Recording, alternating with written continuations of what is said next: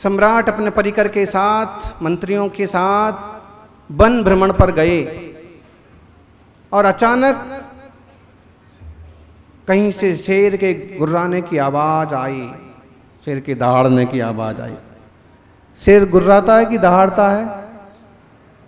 और कुत्ता गुर्राता है कि दहाड़ता है? शेर गुर्राता है, कुत्ता दहाड़ता है। सही? बोलो ना फिर। शेर दहाड़ता है, कुत्ता गुर्राता है, भौंकता है। जैसे दहाड़ने की आवाज आई तो घबरा गए सब लोग। तो घूमने को आए थे, इधर उधर तितर बितर हो गए, भाग खड़े हुए। सैनिक तक इधर उधर हो गए, रास्ता भटक गए। अब जैसे तैसे शाम होते होते रास्ता कुछ सूझा और एक किनारे तक आए। वहां एक प्रज्ञा चक्षु अंधे बाबा तपस्या कर रहे थे। राजा ने हाथ जोड़ करके पूछा, ऋषिराज तपस्वी वर, ये रास्ता भटक गया हूं मैं। अमुक राज्य की ओर कौन सा रास्ता जाता है? उन्होंने बता दिया, इशारे से इस तरफ चले जाओ।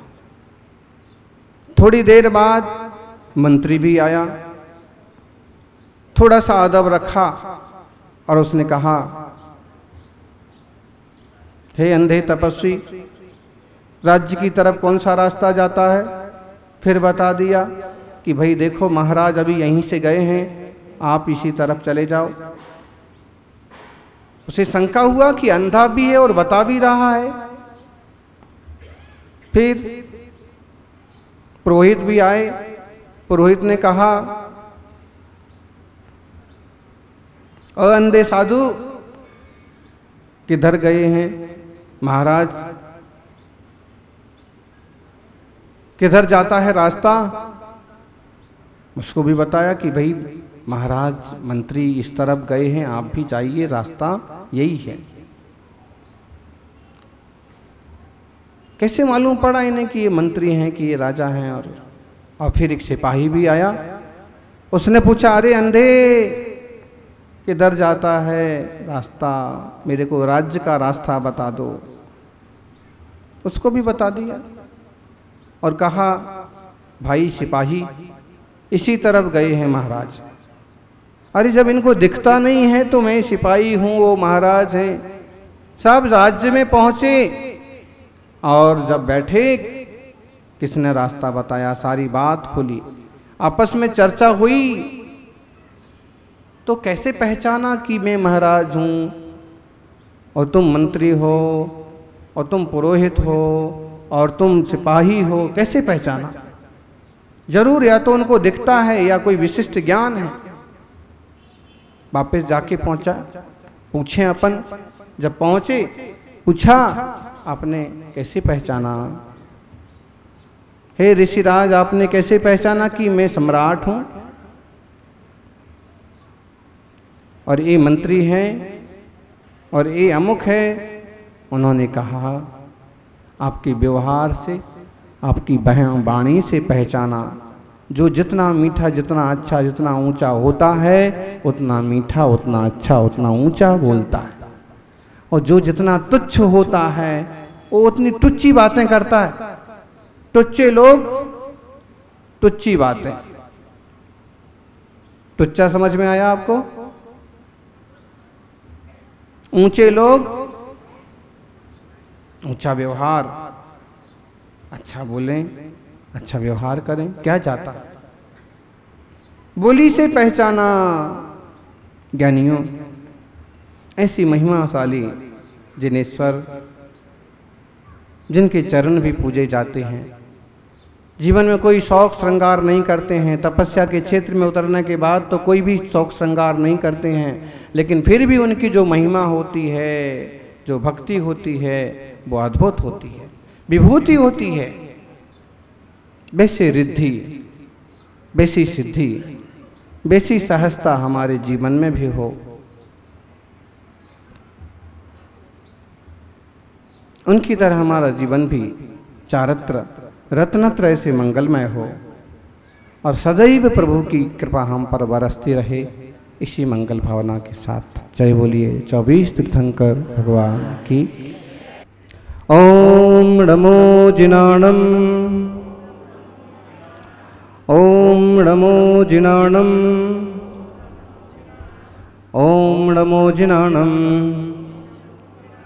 तुभ्यं नमस्त्रिभुवनार्तिहराय नाथ, तुभ्यं नमः क्षितितलामलभूषणाय, तुभ्यं नमः श्रीजगतः परमेश्वराय, तुभ्यं नमो जिह्वबोधदिशोषणाय, तुभ्यं नमो जिह्वबोधदिशोषणाय।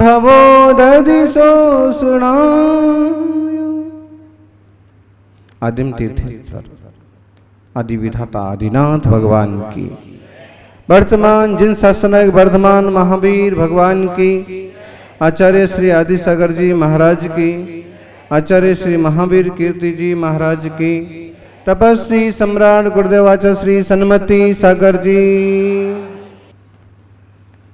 तेरी सूरत से मिलती नहीं किसी की सूरत, तेरी सूरत से मिलती नहीं किसी की सूरत, हृदय में हम तेरी तस्वीर लिए फिरते। भगवान की सूरत से और किसी की सूरत नहीं मिलती, बीतरागी प्रभु से किसी और की सूरत नहीं मिलती। अद्भुत है, जिन्हें कुछ चाहिए नहीं है और फिर भी सब कुछ मिला हुआ है। सुंदरता के लिए जो कोई यत्न नहीं करते हैं और फिर भी सबसे सुंदर हैं। जो किसी को डराते नहीं हैं और डरते नहीं हैं फिर भी परम अभय हैं, ऐसे वीतरागी प्रभु।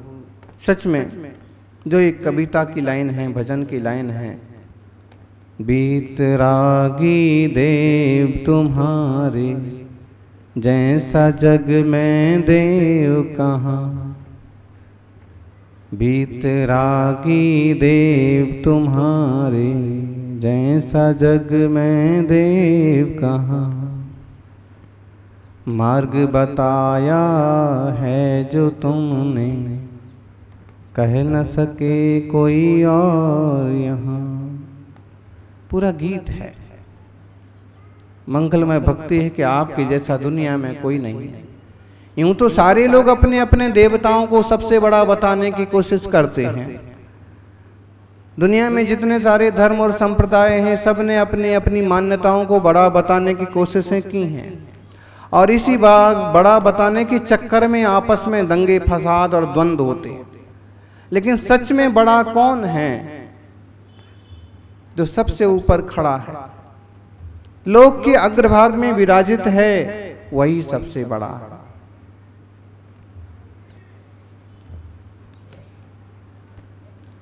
राग और द्वेष मोह संसार में सबको लगे हुए हैं। ऐसे राग और द्वेष मोह संसारियों को हम बड़ा नहीं कह सकते हैं। जिनने उन विकारों को जीता हो वही कोई बड़ा हो सकता है।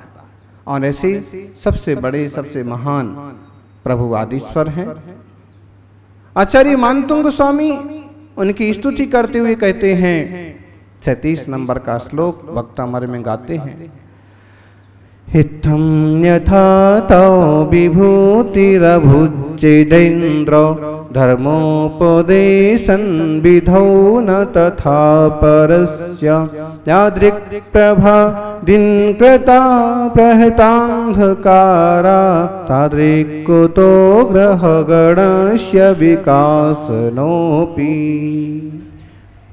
इत्थं यथा तौ विभूति अभूत जिनेन्द्र, हे जिनेन्द्र, जैसी भी इस प्रकार की विभूति आपकी हुई, धर्मोपदेशन विधौ, धर्मोपदेश की विधि में, समोषण के काल में, दिव्य ध्वनि खिरने के काल में जैसी विभूति आपकी हुई, वैसी किसी और की नहीं हुई। जैसा समोषण आपका रचा गया, किसी और का नहीं रचा गया। यादिक प्रभा दिन कृता प्रहतांधकारा। देखो दिन कृत सूर्या प्रहतांधकारा, जैसे सूर्य से अंधकार का नाश होता है, क्या वैसे चमकते हुए तारों से भी अंधकार का नाश होता है? नहीं होता।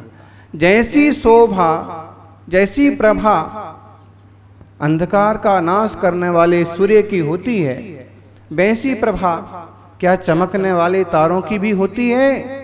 नहीं होती है। तारा कितना भी चमके, तारा तारा ही रहेगा, और सूरज कितना कम चमके तो भी उसका प्रकाश और प्रताप सारे जग को आलोकित करता रहेगा। लेकिन प्रभावान सूर्य, देखिए आज सूरज की आभा कुछ मंद है, लेकिन रोशनी प्रकाश तो भरपूर है ना। भगवान दिव्य ध्वनि खिरे तब तो उनका प्रकाश प्रभाव प्रताप दिखेगा ही दिखेगा, लेकिन वे योग अवस्था में मौन भी बैठे रहेंगे तो भी उनका प्रभाव कम नहीं पड़ता। हिंदी के कवि ने कहा, धर्म देश ना के विधान में था जिनवर का जो ऐश्वर्य, वैसा क्या कुछ अन्य को देवों में भी दुखता है सौंदर्य। जो छवि घोर तिमिर की नासक रवि में हैं देखी जाती, बेसी क्या कुछ अतुल कांति नक्षत्रों में लेखी जाती। नक्षत्रों में बेसी कांति नहीं होती। सर्वज्ञता, वीतरागता, हितोपदेशता, केवल ज्ञान, केवल दर्शन, केवल सुख, अनंत गुण जो उनके अंतरंग में प्रकट हुए हैं, उनका तो कोई तौल ही नहीं है। लेकिन बाहर में भी उनका जो समोषण रचा जाता है। एक शब्द आया है इसमें, मूल उस पर ध्यान दीजिए। क्या? धर्मोपदेशन विधौ।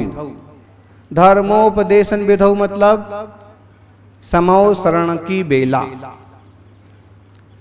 समवसरण की बेला में, धर्म देशना मेला में,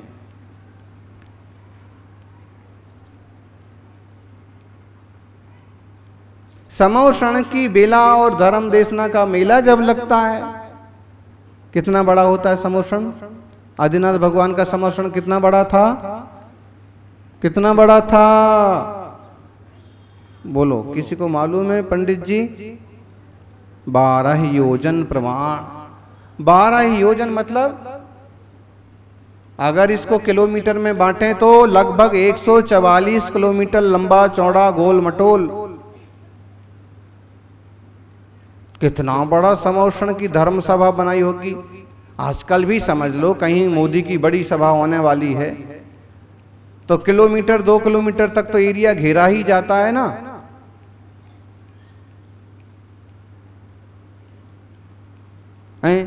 बड़े महाराज का बड़ा प्रोग्राम होना है तो 500,000 गज जमीन तो घेरी ही जाती है। फिर तीर्थंकर जैसे महाप्रतापी महाप्रभावशाली सौधर्मेंद्र जिनकी सभा की व्यवस्था करता है।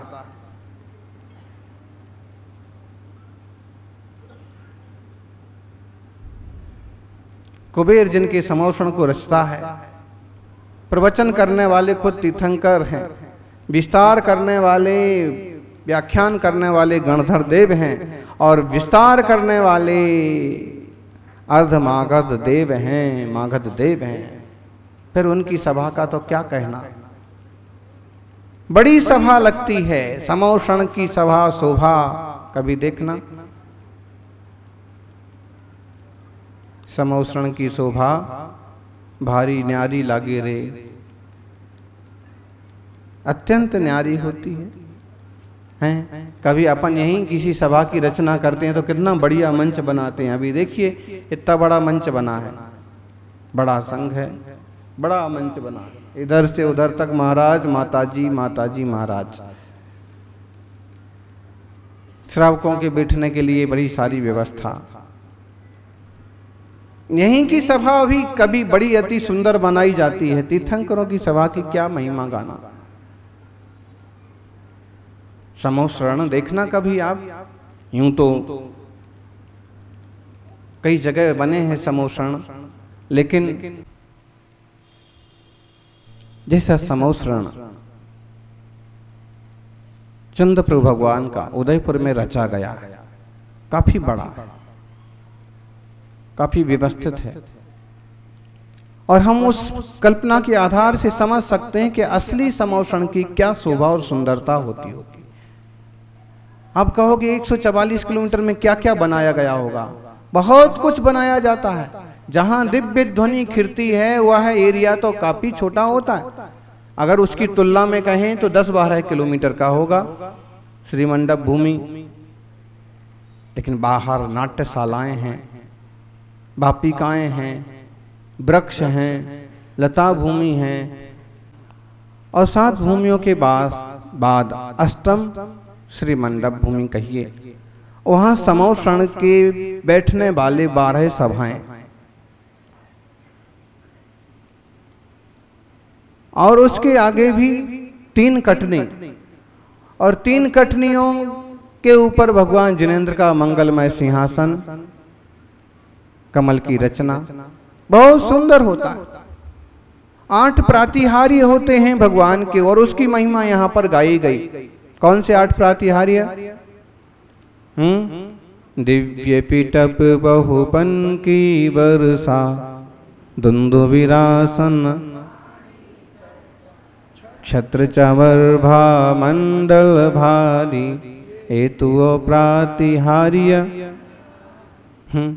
दिव्य ध्वनि सुर पुष्प सुवृष्टि, दुंदुभिरासन योजन घोषो, आतप वारण चामर युग में, यश विभाति चा मंडल तेजा। दिव्य ध्वनि, अशोक वृक्ष, भा मंडल, छत्र त्रय, सिंहासन, पुष्प वृष्टि, दुंदुभिनाद और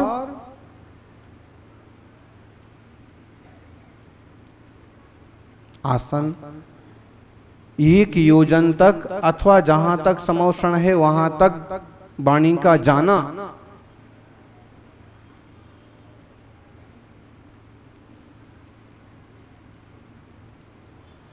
भामंडल का शोभित होना, अद्भुत प्रातिहार्य होते। ऐसी महिमा, ऐसी शोभा, जैसी महिमा तुम विषय, जैसी आप में महिमा है वो ऐसी कहीं और जगह नहीं देखी जाती। सूरज में जो ज्योत है, जो सूरज में ज्योत है वो तारागणों में नहीं होती है।